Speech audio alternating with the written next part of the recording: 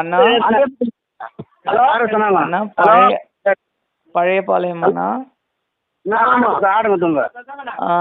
இது நாடகக்காரங்க நாடகம் ஸ்டார்ட் பண்ண லேட் பண்றாங்களா இல்ல இப்பதான் கரண்ட்லாம் வந்து கரெக்டா செய்றாங்களா? இல்ல கரண்ட் இப்போ தான் வந்தது. வந்து நிறுத்தினாங்களா? அப்படி இல்லைன்னா நம்ம ஆளுங்க தூங்கிட்டு உங்களை டிஸ்டர்ப் பண்றாங்களா இல்ல அவங்க கரெக்டா தான் இருக்காங்க நம்மளால லேட்டா?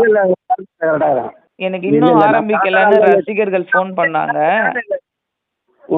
அதுக்காக கேக்குறேன். நம்ம ஆளுங்களால லேட் இல்லல்ல? இல்ல சரிங்கண்ணா, ரொம்ப நன்றி. சூப்பரா பண்ணிடலாம். 9 சீன் காட்டிட்டு கரண்ட் இல்லை, நாங்கள் உக்காந்து கிடக்குறோம், நாங்கள் வந்து தூங்கிக்கிறோம்மா. தாயே ஃபோன் வந்தது, தம்பிங்க மெசேஜ் பண்ணியிருந்தாங்க கீழே யூடியூப்ல. ரசிகர்கள் கீழே அக்கா எல்லாம் ரெடியா இருக்குது, இன்னும் ஸ்டார்ட் பண்ணாம இருக்குது, யார் மேல தப்புன்னு மெசேஜ் சொல்றத முதல்ல கேளு. மெசேஜ் பண்ணியிருந்தாங்க, அதுக்கு தான் ஃபோன் பண்ணேன். ஊருக்காரவங்க இல்லம்மா எல்லாம் கரெக்டா இருக்கு, உங்க ஆளுங்களால தப்பு இல்லைன்னு சொல்லிட்டாங்கல்ல. அதுதானே உன் பொண்ணுக்கு வேணும். ஆமா ஆமா, மொத்த பேர் கோட்டாவில் தான் இப்பதான் அந்த கரண்ட் வந்துச்சு.